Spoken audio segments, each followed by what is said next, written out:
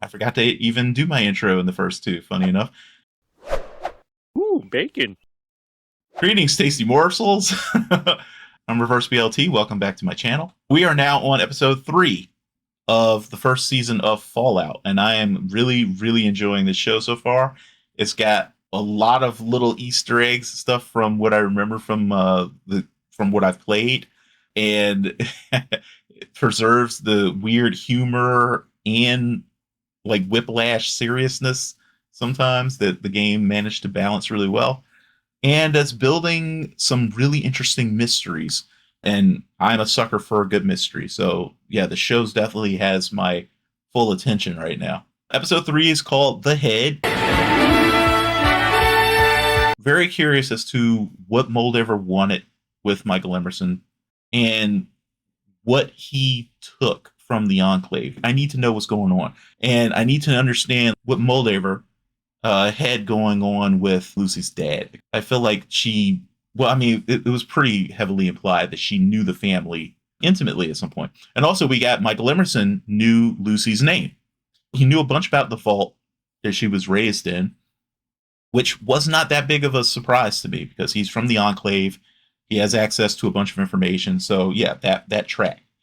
But when he came out, you know, with the fact that he knew her name and everything too, yeah, there's something really serious going on. Whatever Vault-Tec was up to with Vault 33, I have a feeling is going to be pretty impressive. Dog meat is I'm going to keep calling it until we get a name for the dog, other than, you know, CX404, which is a hilarious name. Why? Now basically hanging out with the ghoul, which I think is funny. But at least the dog didn't die, because I was getting very upset thinking that dog was already killed. And Maximus is having some technical difficulties because he really does not know what he's doing with that power armor. So let's find out what's going to go on here. Line. Do I really have to kill him? Cuts? They want to see that even a good man as yourself can be driven Yeah, so I understand that, far but that's not sometimes. really my thing. Whoa, we got ourselves a theme for this episode, huh? Yeah, New America, that's what I'm telling you. So that's why it would be really great if you could just shoot away in the fucking head, yeah? Please. We got ourselves some spicy political commentary going on here. Bringing order to the wild, wild west. Hey, what's up? He'll talk to you later. He's got some hot chocolate to go look at right now. Giggity. Tastes like someone touching you for the first time. The heck does that taste like? I'm all for poetry and everything, but what the heck does someone touching you for the first time taste like? Tastes good. Please, mommy. Sure, sweetheart. Oh. So the little girl was his daughter. Yeah. This episode's gonna hurt me, isn't it? I can already feel it. Let's see if it fits. Is that the outfit that she was wearing? Hey, Janie. Is this like the day of? Wait, I'm confused. Because the implication was that he was already pretty much a has-been when he was doing the party. But she wasn't much older, the daughter. Maybe he was blacklisted too. Now, those bullets you took are having a little bit of an effect on you, huh? Yeah, so what do you take? Because I don't think stim packs work on ghouls. Come on, let's go find the rest of them. I think this was my buddy. Well, I guess you're my buddy now. I am troubled by dog meat's shifting loyalties. He's a dog. What are you gonna do, right? Find a nice tasty iguana, or are you eating some rad roach meat? Or do you still have your provisions? Oh, she does still have her provision. Deviled eggs? Those aren't gonna last very long. What is so special about you? I gotta say, she's not squeamish. Shut up his nose. Yeah, they really did a good job with that head. I love how chickens keep popping up randomly. Oh yeah, makes sense. Someone would try to reach out to him eventually. This You have is to be- my Titus. Oh, idiot. My squire, he fell in battle. He died with honor and glory. Dude, you were digging a hole deeper and deeper and deeper. That's what she said.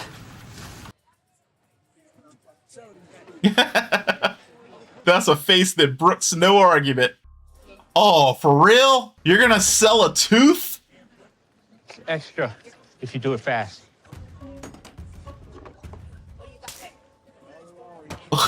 Dude,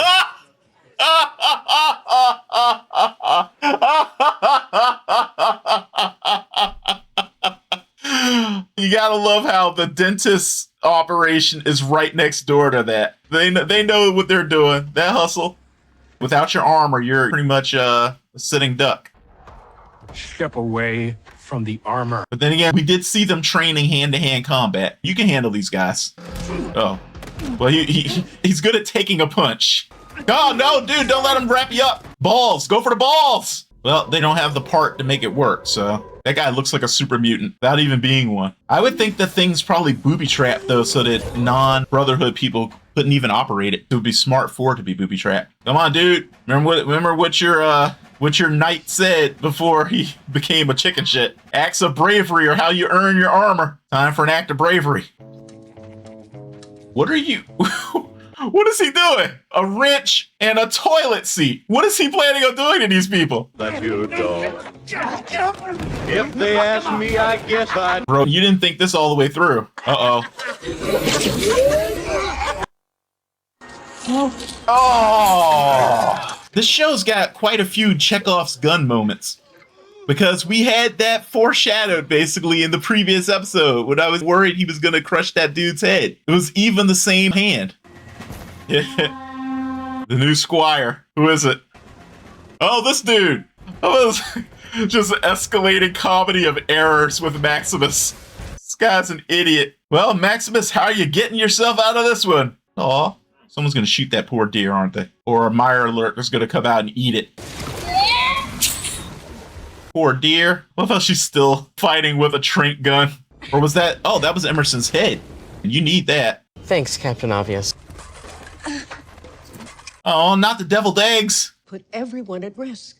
Not just Vault 32, but 33 and 31 as well. Ah, okay. You could have destroyed the last vestiges of civilization. It was Lucy's idea. What experiment is going on here? Are you aware that at every job you've been assigned to, your performance review has been lax enthusiasm? No, but that sounds accurate. I think somebody's starting to find his Mivonks. Am I supposed to know what that is? I'm surprised they kept any of the raiders alive. Lucy's brother is shaping up to be a very interesting character as well. Even though I can't remember his name. Oh, shocker. On my honor, sir, I will find you. Fuck!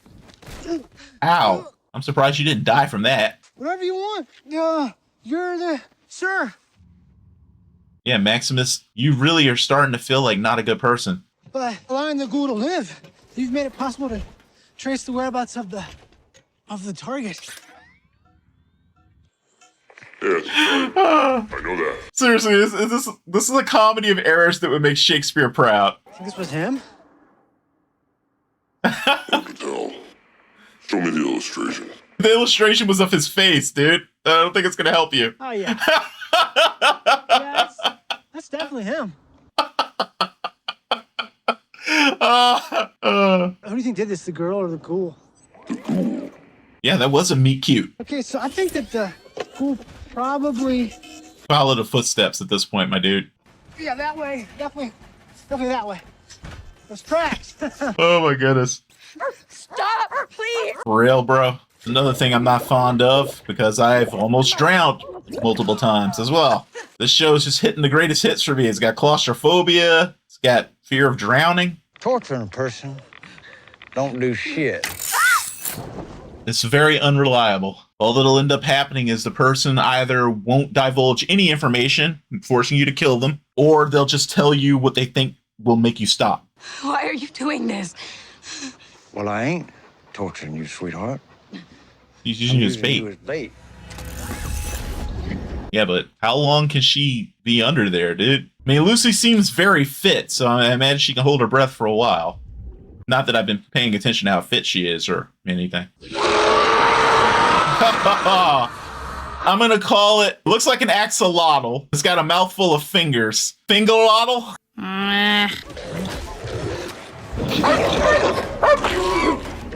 No, dog meat, no! You've already died once.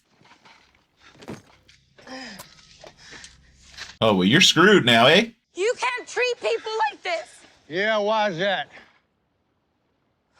Because of the golden rule. Lucy, you are literally too good for this world. I need the head to get my dad Yeah, back. well, the wasteland's got its own golden rule. Oh, what's that? Thou shalt get sidetracked by bullshit every goddamn time. Another nice little reference. I can't tell you how often you have a quest and then some random side quest comes up and you're like, the main quest can wait. It's a good thing that little chicken coop could hold the weight of the power armor. I grew up working on a fly farm. I was a shitter. Fly farm. Mulch them up and sell it as protein. Oh, okay. Because I'm sitting here trying to figure out what the purpose of a fly farm would be. Regularly beat the shit out of them. It wasn't personal, you know? People at the base, they used to beat the shit out of me all the time. The cycle of abuse. I just wish we lived long enough to find someone else to beat up, you know? Only seems fair. People die all the time. It's the law of the wasteland, so who cares, right? He was your friend, wasn't he? I feel bad. You only just now realized. Got ourselves a little moment of character development there. The fact remains we need to decide what to do with these prisoners, and that is a decision that we need to make as a collective. Can you do anything with them that's humane and also safe? The most ethical solution would be to rehabilitate the prisoners and then integrate them into our vault society. Do you have the ability to do that safely? I'm sure it'll be fine. I can teach the Raiders Shakespeare. And when they're ready, Marlowe. That's not rehabilitation. How about just teach them not to kill each other? They're murderers. They didn't know any better.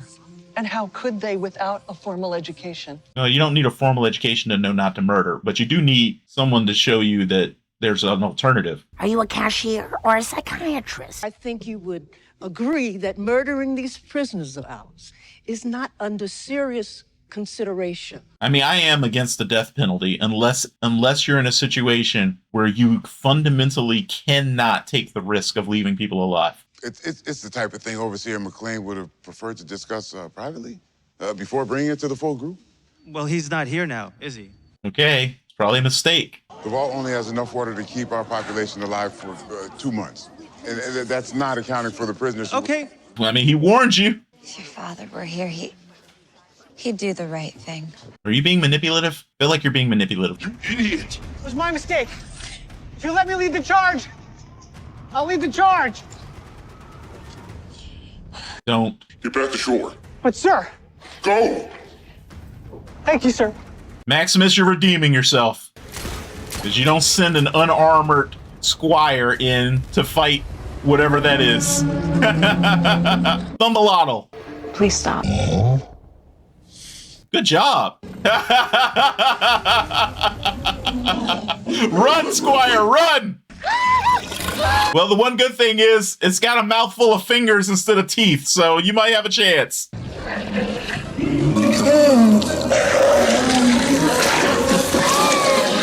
Oh, it just ejected its stomach. You are the one that did it, aren't you? And I'll form the head. Dun dun da da dun da da. I honestly kind of thought ghouls didn't even need water. That's ignorant. Please. Now we can definitely see what his arc is going to be. Rediscovering his humanity. Just like her arc is going to be losing hers. Is that what happened to you? Radiation? Something like that. Interesting. Re-implying that he's like somehow different from regular ghouls. Oh, dude, you just wasted around. Killing Vault Boy. You ready to meet the suits? I'll try not to embarrass you. No promises, though. Wait, is he basically the Vault Boy? Yep. This suit is tight. This thing really block radiation? No. Absolutely. Lies, it also lies. On behalf of every decent American, I just want to say thank you. Well, to you. Gotta love the irony of that. Vault Tech is definitely one of the most evil corporations in all of fiction. I have an idea. What if I were to do like a thumbs up? Go for it, Coop. Vault Boy! I love getting these little peeks behind the curtain of the history of Vault Tech. This show continues to cook. They're really doing a great job of expanding on the lore. Hey, Mr. Handy! Calm down. We're starting to, dig under the surface of our characters now. We had the first 2 episodes, we got like our real introductions of them and of the world. And now we're starting to peel them back a bit, like, dig deeper into how they became the people they are and the conflict between who they are, who they want to be, or who they imagine themselves to be, like with Lucy, for instance. I think the friction there is who she was brought up to be, like how she sees herself as a vault dweller from 33 and what the world outside the vault will demand of her. And we're seeing that mirrored in her brother too, actually, and certain other members of the vault. This sort of tension between ideals and reality, which actually, you know what, I'm going to call it now. That's the theme of the whole show as we go further and further into, I guess they say his name's Coop, right? He did it! He fucking did it! We can see how he started out as this very idealistic person, a lot like Lucy probably, who wanted to believe in the quote unquote American dream. With the 50s, one of the things you'll see is there's this big thing of like trusting politicians and corporations, right? And they were definitely representing that with his character, just like how he told the Vault Tech executives that, oh, you guys are doing God's work, and he really believes in their message, that they're helping people and all that stuff. Like even the nonsense about the suit blocking radiation, he takes it completely at face value that that if they say it does it, then it does it. Just like when he was told that his former, I guess, writer or producer or whatever was a communist, he didn't even question it. Didn't think twice about the guy just being removed off this accusation. It's very trusting of the powers that be. Now we see who he's become, over what reality has turned him into.